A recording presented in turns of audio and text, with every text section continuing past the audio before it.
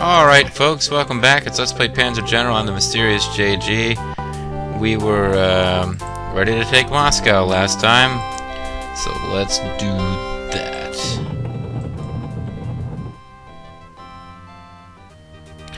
And we have, of course, an Axis major victory. And this is a pretty major victory, folks. This means that the Axis has taken over Europe, and the last hope for freedom and justice in the world is America. Much like the world we live in today. What can I say? Ooh, let's go.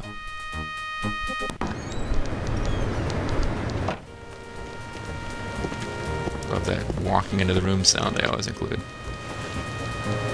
Congratulations on your crushing victory over the Soviets. Danke. A triumph even more impressive than your earlier victory against England. Russia has surrendered. Now America stands alone. Europe is now united under German leadership. You have achieved the success that Napoleon only dreamed of. Now, as I mentioned before, Napoleon didn't really dream of German dominance. The Americans have long thought themselves secure because of the vastness of the oceans washing their shores. But your initial landings in Delaware and Maryland have shaken popular confidence. It's like that one episode of Enterprise where there were Nazi and you must crush the defenders and seize all your objectives in and around Washington, D.C. by August 15th at the latest. Confidentially, we have reports that the U.S. is constructing a super weapon that could totally reverse the course of this war. This weapon may be available as early as mid-July, so it is imperative that you force an American surrender as early as possible. It's weird that the comic books always concentrate on some kind of bizarre German super weapons, like, you know, Vandal Savage coming up with giant wheels of death, and, or like I mentioned, that episode of Enterprise. I think I'm the only person who actually liked Enterprise, but you know, they build up this whole Xindi thing, and then at the end of the Xindi, you know, the Xindi conflict is finally dealt with, and this huge season-long arc is finally, you know, complete, and the Enterprise ends up popping through a time portal and finding, like, alien Nazis with, like, alien super weapons and invading America. I mean, in reality, though, the crazy, frightening sci-fi future weapon that actually does appear in World War II is not the Messerschmitt Sturmvogel. It's not like, you know, advanced V2 rockets. It's the nuke, and the Americans come up with that. So, yeah, in this case, it is the Americans with a super weapon. Either way, folks, it's time for us to invade America. We're going to have something Gesetz und Freiheit in den deutschen Vaterland, but not in America. The Americans, they sit on the other side of the ocean. The ocean washes their shore. They think they are protected, and yet, as they sit there in their sofas, watching I Love Lucy and Casablanca on the television, eating Frankfurten that they call hot dogs with chili and käse, when they are in a country of decadence, where they are eating fatty foods and watching fat comedians like Jackie Gleason, and they let the Schwarzer vote, they must be exterminated. And so we watch American planes. Okay, interesting. So Germany from France launches an invasion of America. Crazy Americans, the Schwarzers who are voting. They might even have a Schwarzer president someday. That's just how nutsoid those guys are. Alright, now I gotta apologize since I already did this in the past video, but we've gone back off screen, and I think we said Panther G is the best of the Panthers, and the Panthers have better movement than the Tigers. So yeah, I know I already did this in a video, played around with this, but since that time I went off screen and made sure that I got as many units over strength as I could, which is why you're going to see a beautiful sight. 15 strength Panzer G units. 15 strength Tiger II units would be even more awesome, except that because this is an offensive campaign and they're so freaking slow. I'm going with the Panzers. If I ever go back and play this game again and like try to do some of the defensive scenarios, like intentionally lose Sea Lion and Moscow, so that I can show you the second end of it, that, you know, when Germany's on defense, I'd have like 15 strength Tiger IIs, and they would just be murdering everyone dead. But on those scenarios, you don't have to move rapidly. You do in this. Also, shout out to whoever sent me the video on Naval Werfern. I was able to watch about the first half of it before the internet conked out. They do make they're called, according to this documentary, I think they were called like moaning mollies or something like that. They do make a really kind of terrifying sound.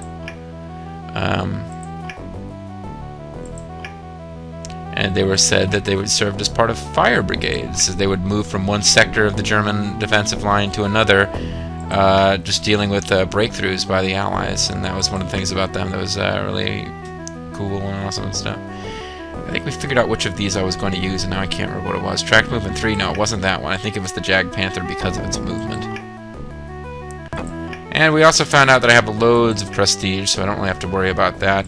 I'm going to go with an army of Sturmvogels, even if they're not really the most impressive. Stat-wise, I think the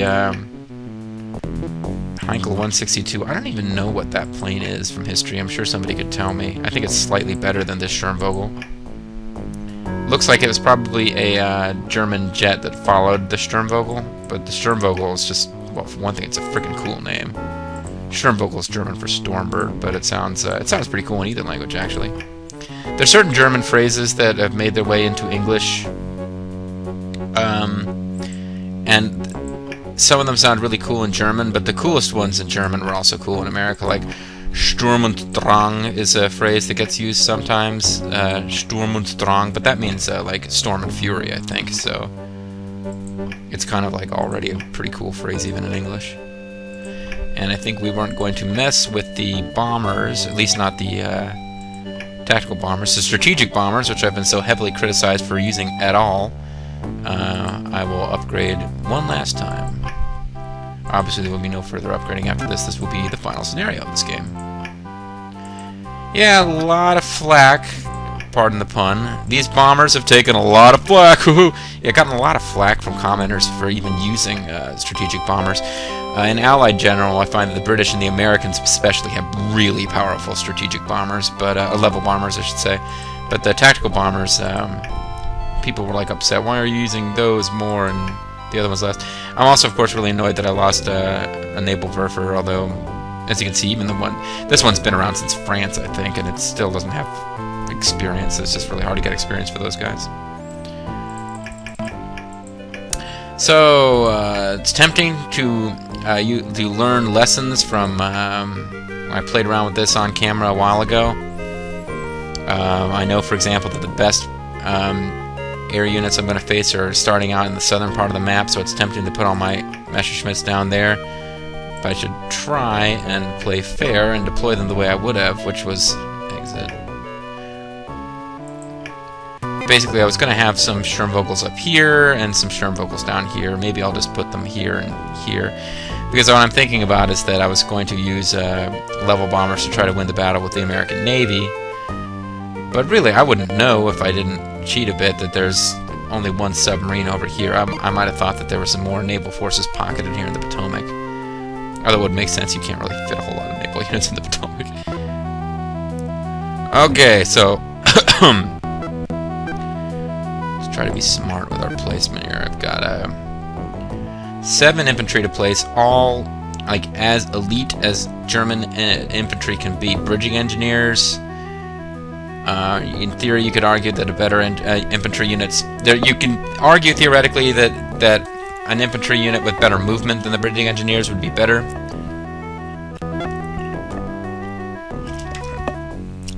The fact that they can be bridges on water tiles doesn't come up often, but it's really handy when it does. But they're the best combat stats, and I've got 7 of them, and they are all 15 strength, so that's pretty awesome.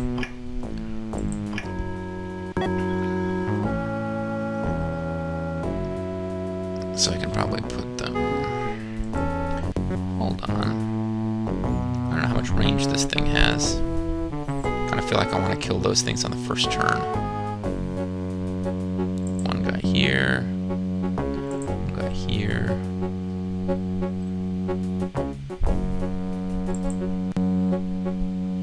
Probably put a guy here and he can help these guys move more quickly by just taking over a water hex.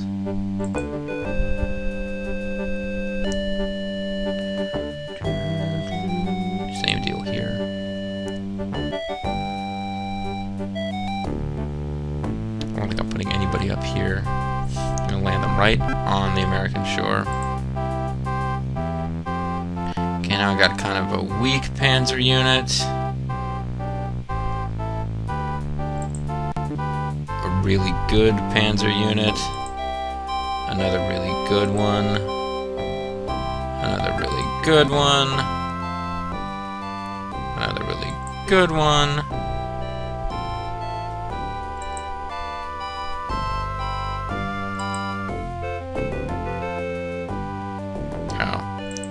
Infantry unit actually needs to come up here so that they can go there.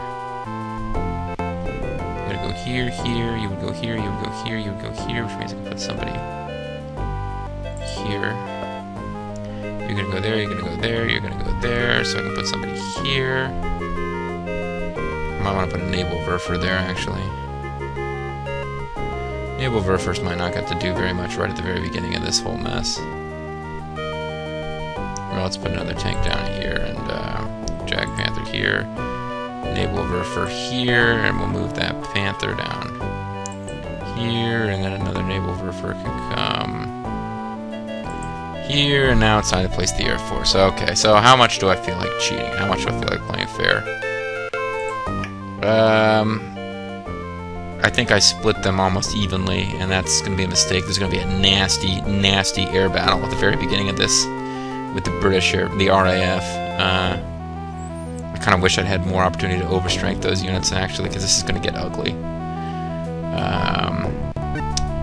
But I think what I did before is I had my level bombers up in the north with some escorts, and then my tactical bombers down in the south.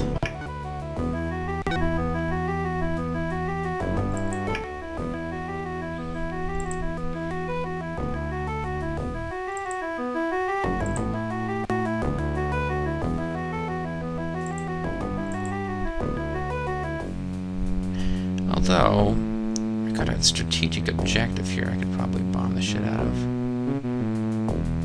And you know what? No.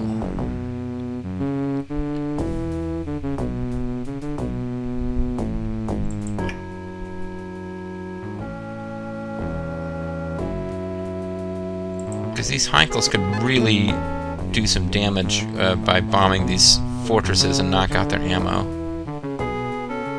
Well, I'll put one here anyway. Where'd it go?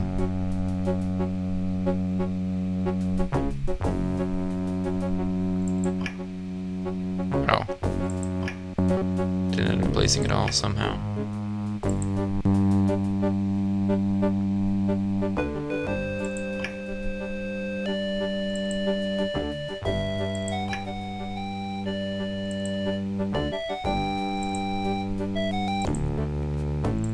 I guess I can still use them. I can't figure out how to unplace them from there now, even if I wanted to go attack these guys. So that's two Heinkels guarding, or two Messerschmitt 262s guarding those guys.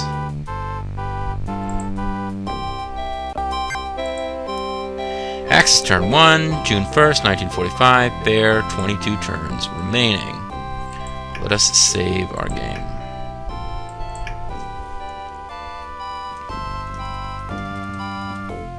And I appear to have the caps lock on. Washington start! Go with the vultures invading America! Washington Street. Alright, so let's buy some auxiliary units. I can buy 17. Let's buy bridging engineers. And let's put bridging engineers in all of the objective cities in case something goes wrong.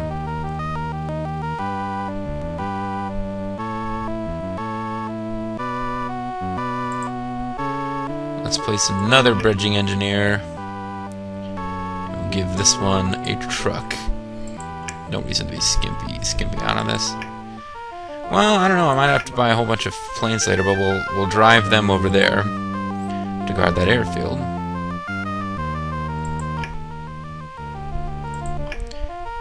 Other guys are not expected to move much.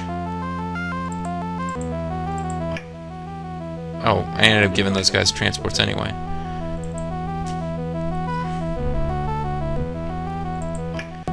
So we'll have infantry in all of those places. And I won't buy any more auxiliary units right now. What are you guys? You guys are auxiliary units, okay. So I've got like recon whether I want them or not.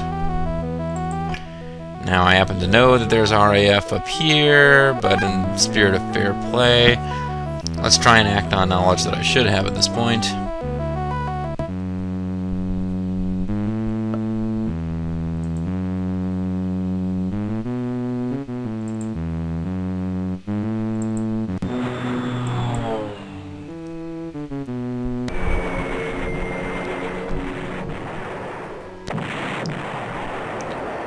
My real objective here, of course, is to destroy their ammo so that these things can fall easily in the future. And yeah, they went from 10 to 2, so that was pretty good.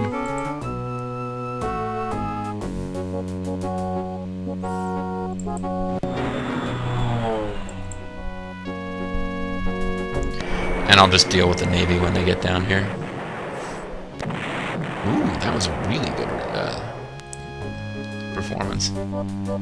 Actually wiped 2 of them out, got a major amount of suppression. Doesn't matter, I'm not going to be able to attack them. But wiping 2 of them out is still pretty significant. Oh, and I forgot all about you guys. I got other suppression bombers over here.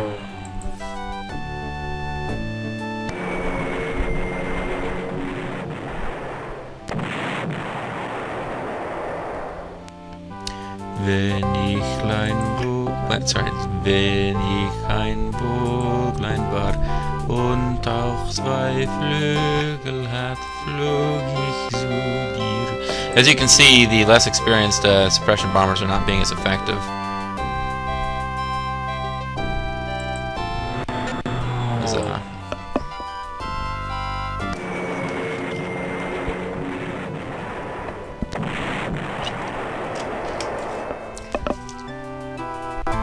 Well, I thought they were going to get a chance to fight back.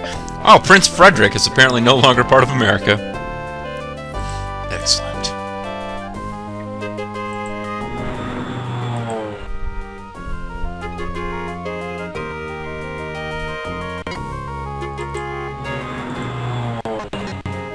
Get these into a position where one super elite Sturmvogel will be able to protect them.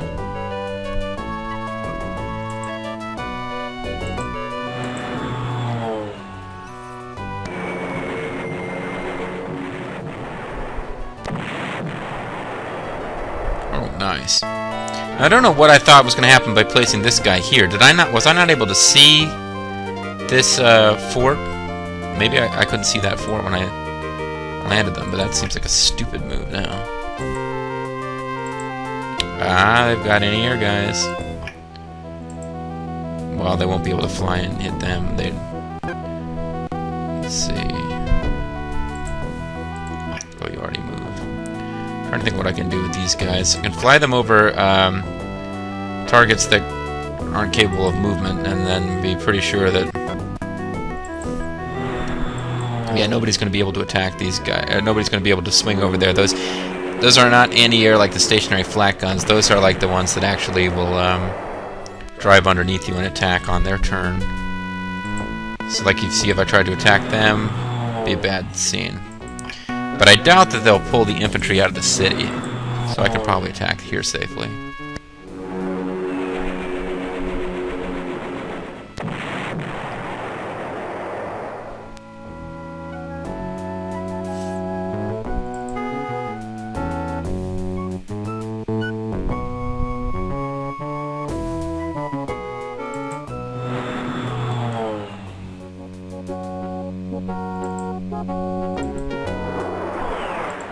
So for right now, I'm just positioning my fighters to defend my bombers.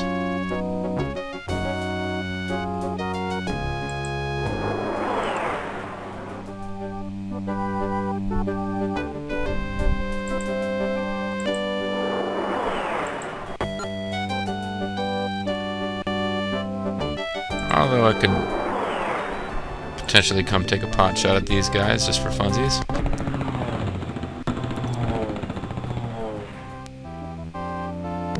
Oh shoot, I really don't want to lose any fighters to this. Oh, that was close. That would have sucked. Oh crap! I didn't realize that I would be flying into that. That was bad. I'd love to send a suppression bomber over there to attack them, but no good. Yeah, no point. Well, this guy might come and attack my fighters if I do this.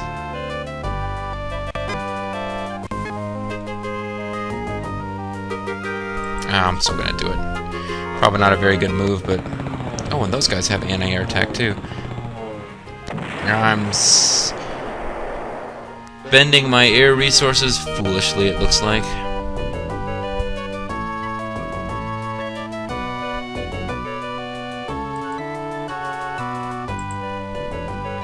They have a range of 3, so they'll definitely be able to hit these guys. What would happen if you tried to attack the artillery? You'd take a lot of damage.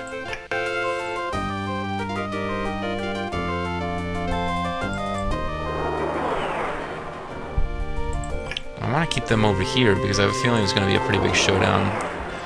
I think the RAF is going to come out here. Probably either these guys or these guys are going to take some damage from both, from anti-air, and then the RAF is going to pounce on them with meteors.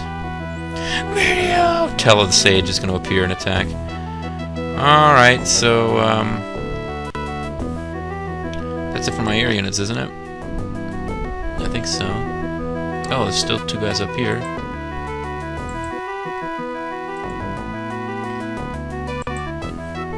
Just a purity regular old bomber. And a Messerschmitt escort. And I'll just concentrate all my firepower down here. I'll deal with the Navy when I have to. But I'm not going to try to like get guys on boats to land up here in like Annapolis and drive west. I'm going to land down here and drive northwest rather than actually trying to clear a path for boats to do anything. Because my tanks will move just as fast as the boats once they're unleashed.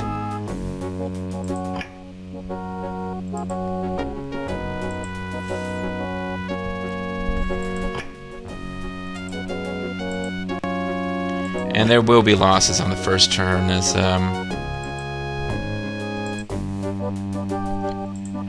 these cannons get an opportunity to open fire on these units that are landing. That's inevitable. Oh, it's nice. I got a Panther anti-air units, of course. There's always like some silly anti-air units marching along with my invading army.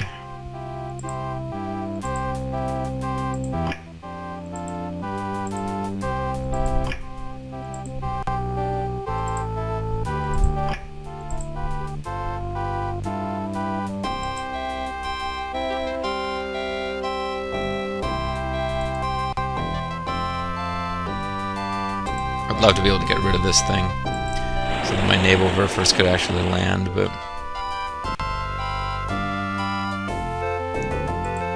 I think I've got a better chance attacking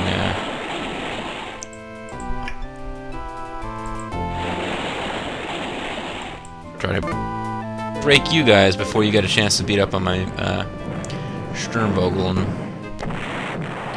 hey, might be able to wipe them out. That would be pretty good.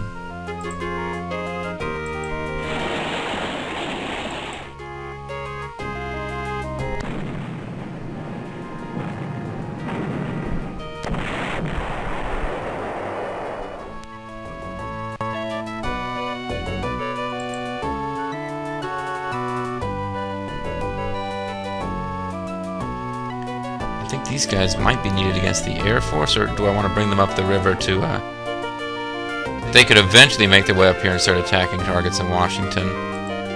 What's my long-term plan for this? It's like 2 heavy cruisers, they're not going to make a huge difference. But if I bring them up this way, there's no way they'll make a difference at the end. They're just going to be fighting the Navy. So I think what I mean, I could try to pull the Luftwaffe off. Sorry, I don't feel like I've been talking that much. I could try to... I know that the U.S. Navy is up here. I could pull the Luftwaffe off and use the Luftwaffe to decimate them so that the Kriegsmarine can just come up the Potomac. No, this is the Potomac. So what is this? This is actually... I'm not good at geography. This is probably actually considered like the bay. Or is this considered like, this is Potomac as a river hex, but it also becomes big enough to be more impressive hex here? Yeah, this is the Potomac. So they could come up here, Chesapeake Bay, or whatever the hell this bay actually is, and shell, and get the whole Kriegsmarine to try to cram up here, but I mean, they can't all get in range to do anything useful anyway. But I might as well have these guys start pulling that way. The other thing is, if a battle goes long enough, these Navy units have no way to resupply. They can run out of ammo.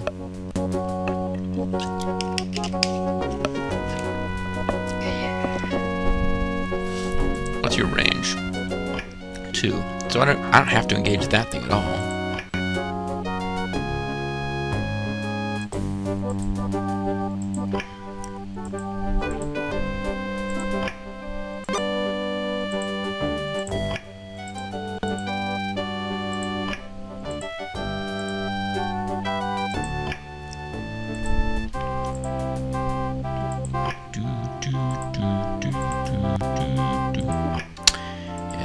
Sure is awesome. Oh, I was going to look up the lyrics to the German national anthem. Sing that for you. The Deutschland über alles part, but also the something something Gazette und Freiheit part, and then Deutschen Vaterland. Yeah, it's good stuff. I'm going to need artillery support. It's probably going to be up through here.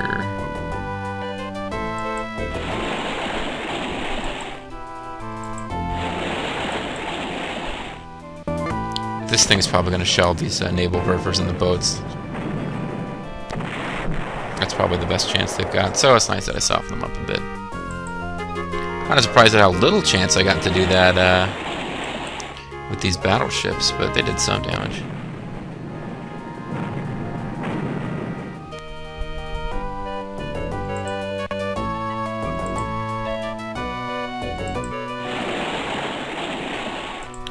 Pretty sure this is sub up here, so I'm going sub hunting.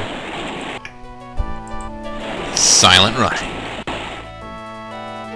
Submarine evades! Submarines are freaking impossible to kill in this game. Very frustrating to mess with.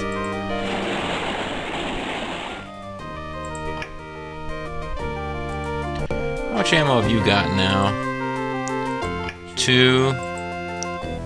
And they're more than fully suppressed. These guys are almost fully suppressed, and they have 2.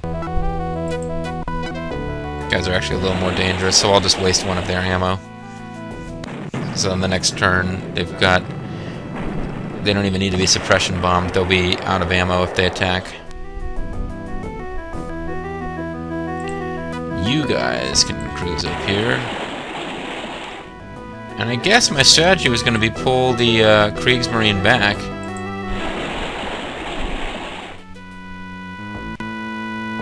How much ammo they got? 40. Pull the Kriegsmarine back and let the U.S. Navy come down and find us. That might be a problem eventually, though, if they start shelling these guys coming up here, but it's not going to really be that many land forces heading up that way.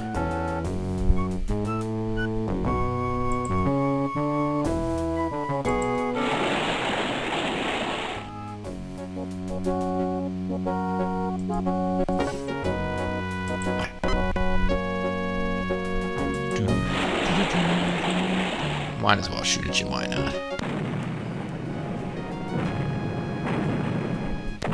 So we don't have to worry about you later.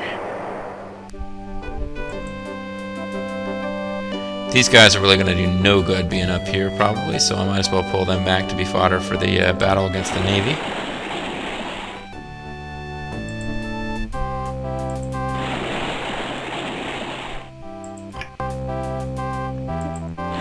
Submarines are really going to have no value other than against the U.S. Navy, so we'll move them up there.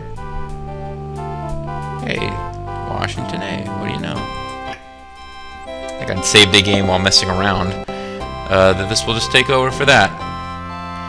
So I could build another 13 core units. If I'm going to build more core units, I'll wait till probably I've taken over some tiles on the American mainland and build them from here. And depending on how this first turn goes, I might need to build more air support. I've been building this whole game with the idea of getting lots and lots of good air support. But maybe with the relatively short campaign I've run, it's not going to be enough. Let's see how the first turn goes with the Allies. Okay, well this is a surprise. The British meteors are attacking a capital ship instead of my Air Force. They probably can do some damage, but I mean, from a prestige perspective, they're probably going to do more damage, but...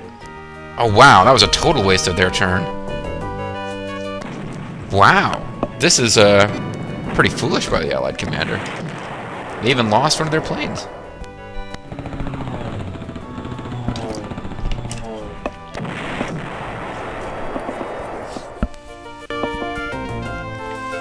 Alright, this is irritating. I don't want my Panthers. See the cool Panther picture you haven't got to see before? I don't want them getting blown up by tactical bombers, but...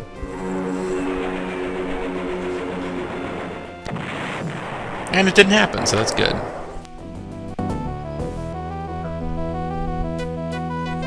Another super elite unit being attacked by tactical bombers would be irritating if we lose some strength here, but we probably will. Ooh, lost a lot. That was kind of ugly. And the damned submarines get the first shot in on the destroyer. Oh man, that destroyer unit's going to be worthless now. And it's inevitable you take losses on this first turn, but I was really hoping it wouldn't be my core units, but that went okay. And they can blow up my recon vehicles. I don't really give a crap about them. And now, it's not cheating. I can see them right there on the screen, fair and square. I saw a submarine there.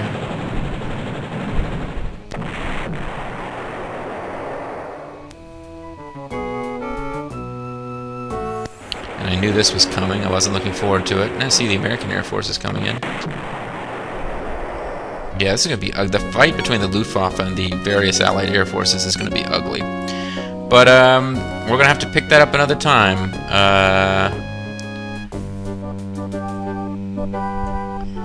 Oh, wait.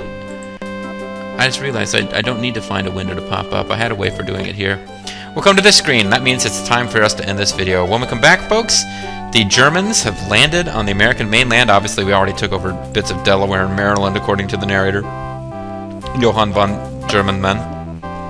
Johann von Nazi breeches. Yeah, so we're ready to land in Virginia, though, and that's what matters. We're going to start a drive into Washington in the next video. As you can see, the RAF basically, in my opinion, squandered their first turn. They got some kills on some really devastating Panzers, but those mosquitoes. But the mosquitoes are now unescorted. But I can't really afford to do anything about that. I need to dive in and try to get rid of the British fighters before I worry about the mosquitoes. And I need to mosquitoes. Really good unit in this game, by the way. But I need to do something about the mosquitoes. The American Air Force coming in. It's going to be a big airborne slobber knocker, ladies and gentlemen. That's going to be coming up in the next video. This is Mysterious JG. I want to thank you guys for watching. I'll see you next time. Bye-bye.